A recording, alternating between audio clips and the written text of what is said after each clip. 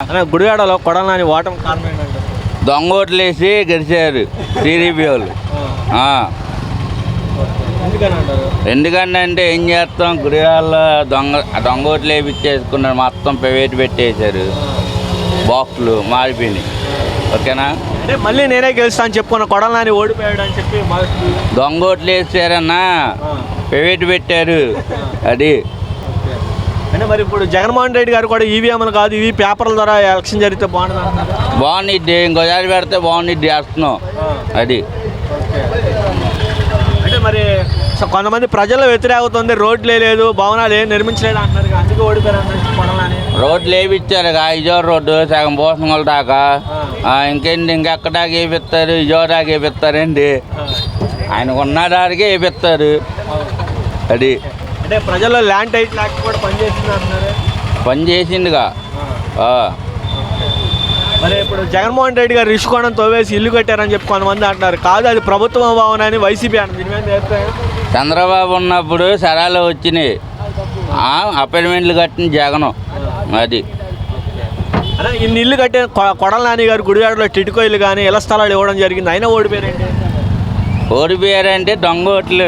ఏం చేస్తాం, ప్రైవేట్ బాక్సులు మార్చేసారు, ఏం చేస్తాం, టీడీపీలు మోహన్ చేసేసారు.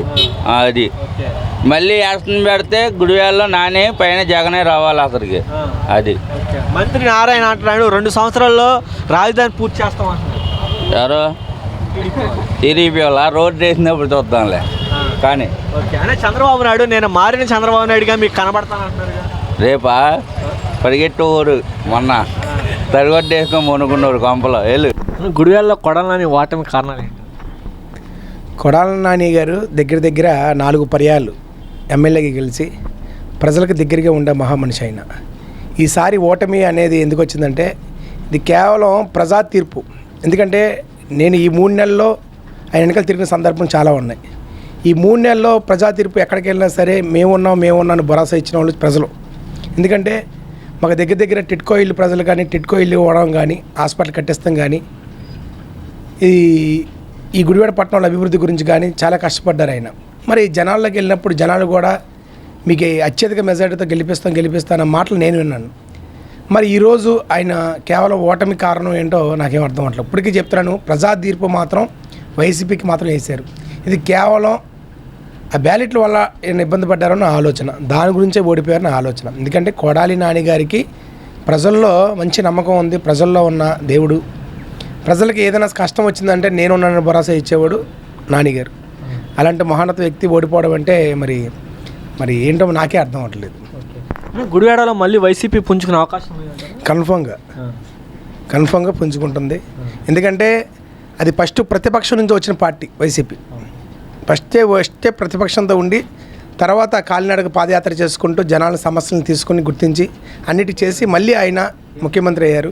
మళ్ళీ అదేవిధంగా జనాల్లో దగ్గరికి వస్తానని చెప్పడం జరిగింది. చాలామంది అనుకుంటున్నారు ఓడిపోయాడు వెళ్ళిపోతాడు అనుకుంటారు, కానీ ఆయన మొండి మనిషి.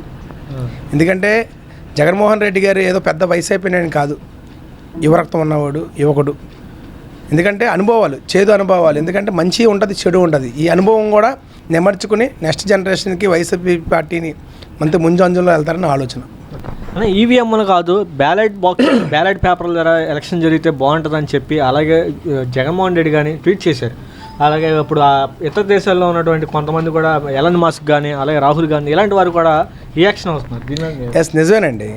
ప్రజా తీర్పు మనకి నిజంగా నిర్భయంగా ఓటు వేయాలంటే మాత్రం మనకి బ్యాలెట్ బాక్సులు కావాలి. ఎందుకంటే ప్రతి ఓటు నాకు నచ్చిన ఓటు మీద ఇదివరకు మా చిన్నతనంలో గుర్తేసేవాళ్ళు.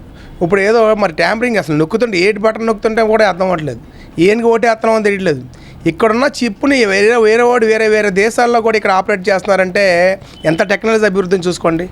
ప్రజా తీర్పు గౌరవించాలంటే బ్యాలెట్ పేపర్ కావాలి, కంపల్సరీ బ్యాలెట్ పేపర్ ఉంటే ఎవరైనా విన్ అవుతారని ఆలోచన.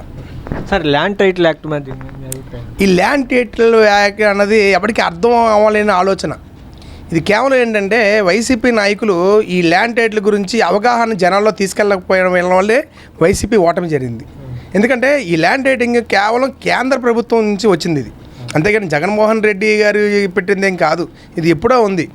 కానీ జనాల్లో అవగాహన లేక అమ్మో జగన్మోహన్ రెడ్డి మా ఆస్తులను లాగేసుకుంటాడన్న భయంతో ఈ జనాలు ప్రతిపక్ష నాయకులు కూడా అమ్మో చూసారా మీ ఆస్తులు దొబ్బేస్తున్నారు ఆలోచన జనాల్లో తీసుకురాబట్టి కొద్ది వైరేషన్ వచ్చింది అంతే. ఈ ల్యాండ్ టైటింగ్ అనేది అంతా తప్పు, ఎవరి పట్టా భూమి వాళ్ళ దగ్గరే ఉంటుంది అంతే. సార్ ఇప్పుడు చూస్తున్నారు కదా, కొంతమంది ఏమో చంద్రబాబు నాయుడు వల్లే పోలవరం ఆలస్యమైందని వైసీపీ, కాదు టీడీపీ వల్ల ఆలస్యమైందని అంబటి రాంబాబు చెప్తున్నాడు. దీని అండి మనకి మన రాష్ట్ర అభివృద్ధి గురించి విమర్శలు కాదు, ముందు పనితనం కావాలి. ఏదో మరి 14 సంవత్సరాలు ఉన్న చంద్రబాబు నాయుడు గారు పోలవరం ప్రాజెక్ట్ కడతా అని సాగదీశారు కదా. మరి నెక్స్ట్ జనరేషన్ ఎవరో జగన్మోహన్ రెడ్డి గారు వచ్చి 5 సంవత్సరాలు 2 సంవత్సరాలు కరోనాతో ఎంత ఇబ్బంది పడ్డాం. ఆర్థిక వ్యవస్థ ఎలా ఉంది, జనాలే చచ్చిపోతుంటే ఇంకా పోలం గురించి పట్టించుకోవడం ఏముందండి. 2 సంవత్సరాలు అడిపోయింది, ఇంకా చేసింది ఆయన 3 సంవత్సరాలు. మళ్ళీ నెక్స్ట్ జనరేషన్ వస్తే మాత్రం పోలవరం ప్రాజెక్ట్ అవుద్ది అనుకున్నాము, కానీ మనకి విధి రాత అలా తప్పించి జగన్మోహన్ రెడ్డి తప్పుకోవడం జరిగింది. సార్ ఇప్పుడు చూస్తున్నారు కదా, ఈ తాజా రాజకీయ పరిణామాల్లో మారిన చంద్రబాబు నాయుడుగా మీరు అందరూ చూస్తారని చెప్పడం జరిగింది. అంటే మారిన చంద్రబాబు నాయుడు అంటే నాకేం అర్థం అవ్వట్లా. అంటే ఇదివరకు ఆయన దొంగ,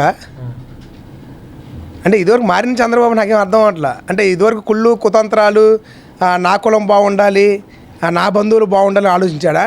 ఇప్పుడు నేను మారిన చంద్రబాబు ఏంటి, ఆ క్వశ్చన్ నాకేం అర్థం అవ్వట్లేదు. ఇప్పటికి నాకేం అక్కర్లేదండి, పార్టీలు మనకు అనవసరం. మన రాష్ట్రం బాగుండాలి, మన రాష్ట్ర అభివృద్ధి బాగుండాలి. అది ఎవరైనా సరే మన రాష్ట్ర అభివృద్ధి చేసిన వాడికి నేను శిరస్సు ఉంచి నమస్కారం చేస్తాను, అది ఏ పార్టీ అయినా సరే. ఓకే సార్, ఇప్పుడు ఎలా ఉంటుంది అంటారు, రాజధాని కూడా 2 సంవత్సరాలు పూర్తి చేస్తామని చెప్పి నారాయణ అంటున్నారు.